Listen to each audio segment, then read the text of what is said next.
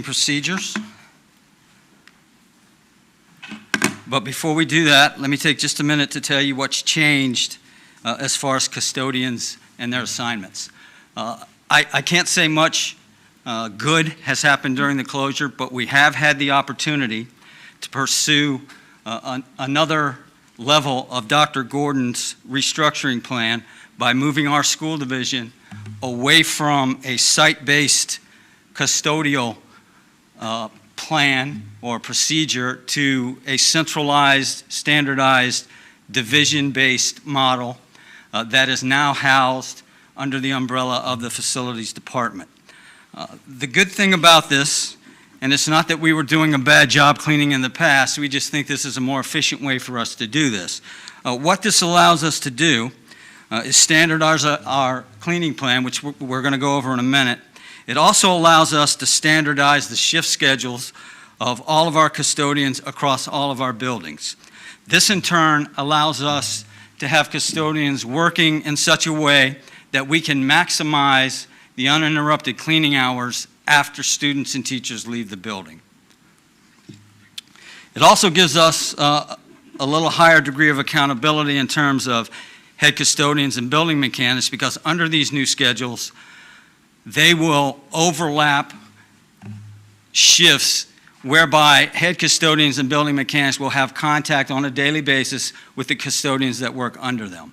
We had situations in the past where custodians came in, they did what they had to do, their shift would end, and then other custodians would come in and never see the head custodian.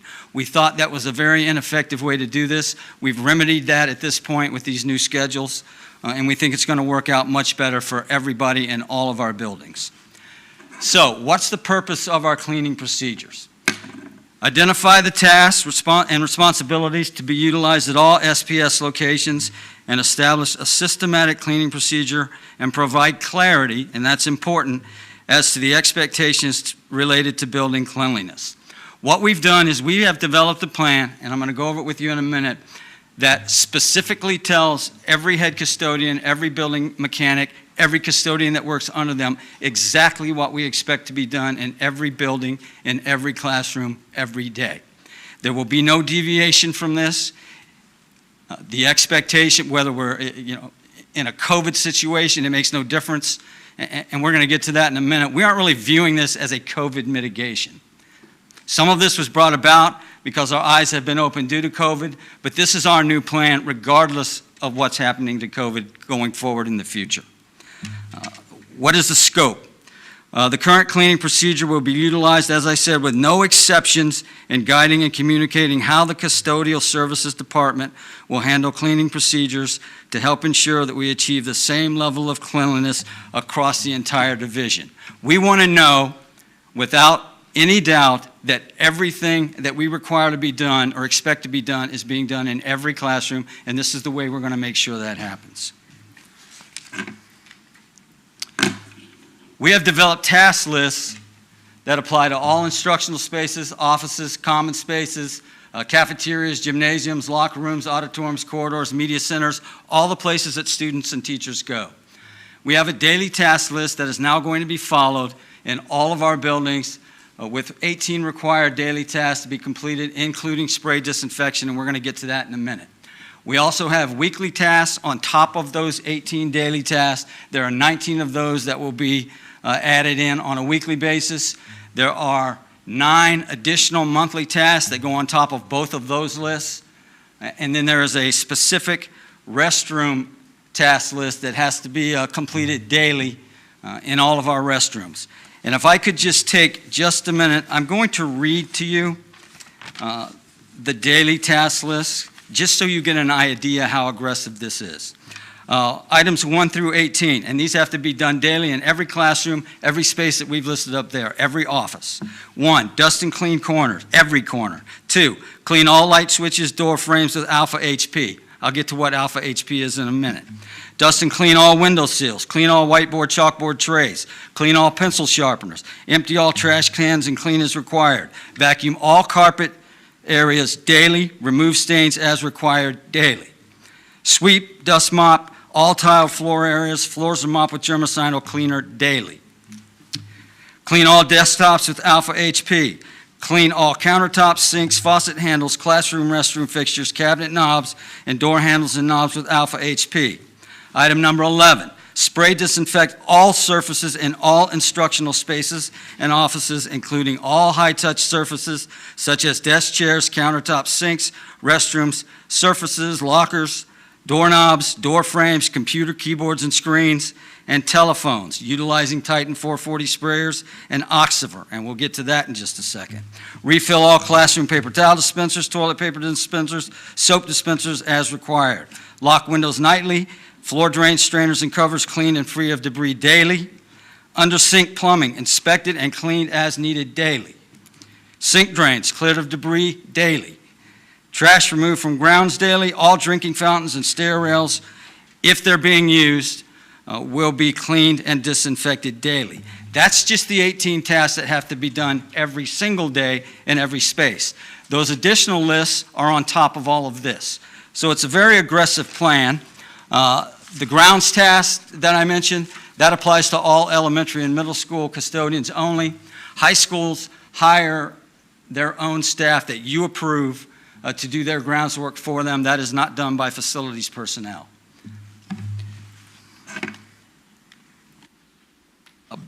Back to daily task list item number 11. I'm going to read it for you one more time because this is very important. We're going to spray disinfect all surfaces in all instructional spaces and offices, including all high-touch surfaces such as desks, chairs, countertops, sinks, restroom surfaces, lockers, doorknobs, door frames, computer keyboards and screens, telephones, and we're going to do that utilizing that Titan 440 sprayer that you see right there. We have purchased 60 of these. We're putting 2, possibly 3, high schools possibly 4 in every building that we have, and they are going to be used every day. Now, we have to make a distinction here. There's cleaning and then there's disinfecting. Those are not the same procedure. You can clean and you can do a very good job with general cleaning, and that offers you no advantage when it comes to COVID-19. You have a very clean space, but you still have COVID laying there.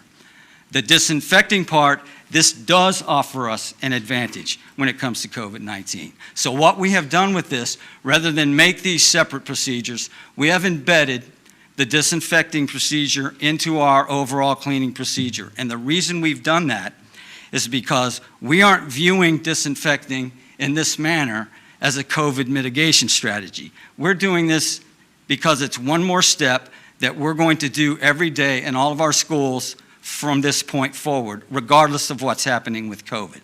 There are other things other than COVID-19, as somebody mentioned, that create problems for our students. Flu, the common cold, whatever else they bring with them. And the products that we use, and we're going to skip down to the bottom here, Oxiver 516 and Alpha HP. Those are the 2 primary disinfecting products that we use. We have used these products in the school division for a number of years. These are not new to us. And the reason we are using these is, one, they're included on the EPA list N of approved disinfectants that meet the criteria for use against SARS-CoV-2. That's the virus, as you all know by now, that causes COVID-19. The virus kill time on both of those products is 5 minutes. And the way we're going to do this, we're going to generally clean the rooms first. Then we're going to go behind with these Titan sprayers. We're going to spray the entire space, all of them. That takes, in our practice runs, as you can see, the average spray time for a classroom, and that classroom was about 800 square feet. We have classrooms that range from 6, 7, 800 to 1,000 square feet. So we have a range, but to spray that classroom, it took 1 minute and 40 seconds. That's all it takes to completely cover that space with Oxiver 516. We have no intention of drying it. We're going to let it lay there and air dry overnight, because that ensures that we get the 5-minute kill time on everything we just sprayed it on. That's very important. We also tried this on a bus. The average time for us to clean a bus or disinfect a bus, 35 seconds. And we started at the back. We went all the way to the front. We sprayed the entire driver area. We sprayed the doors, both inside and outside. That entire operation took 35 seconds. And Antoinette Ward has an awesome video of it. and I'm going to say I'm the star in it, but I'm not. But you're going to get to see it, just not tonight. So the reason we are using this sprayer, there are a couple of different kinds. We chose this sprayer one. It's a beast when it comes to how long it will last and how much it will spray and the abuse that it will take. But we can take our product that we already buy, we can shoot it through this sprayer, and it doesn't do anything to the molecular structure of our product. There are also, it's called an atomizing sprayer, and it pretty much creates a mist or a fog, and it covers everything that we point that spray gun at.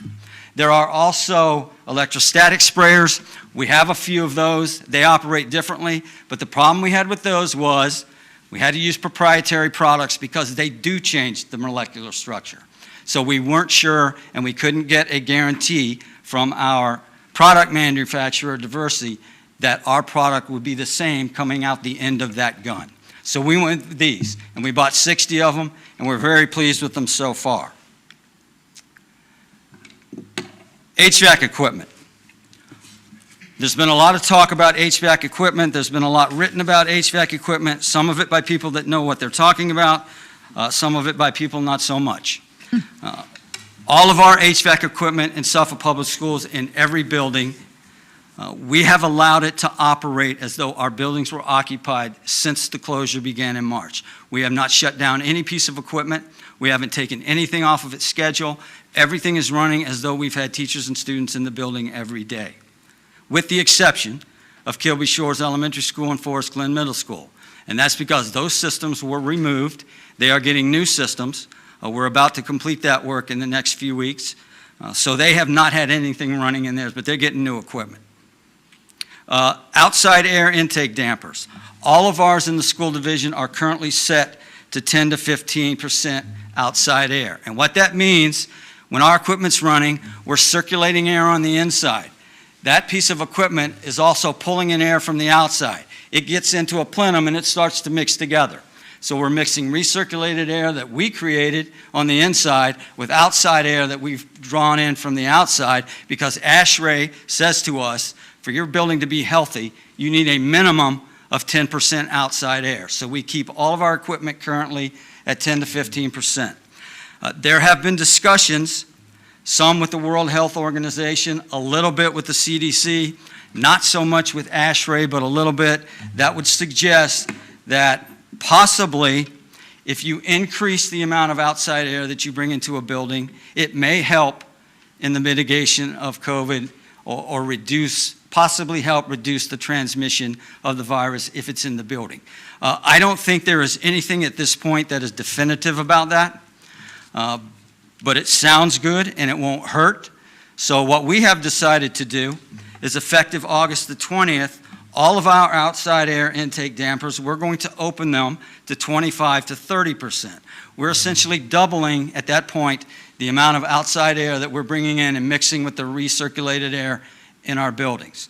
Now, we have a couple of buildings that have fixed outside air dampers from the manufacturer, meaning we can't change it. But they're already at 15%.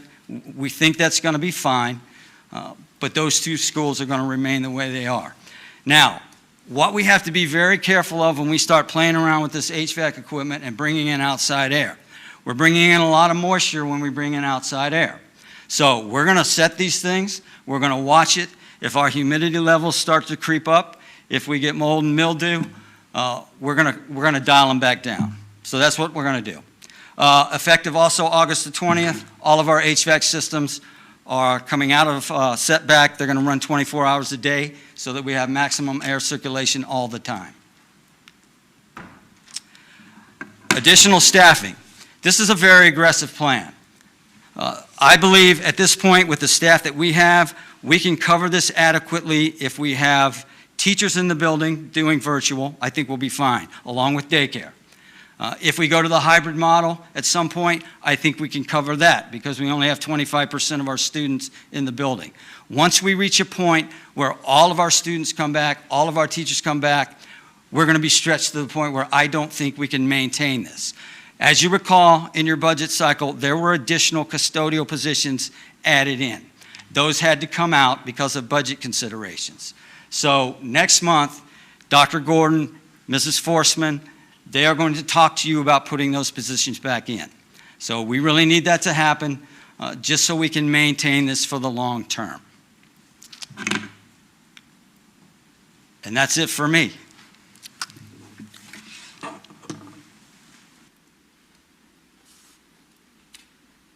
Okay.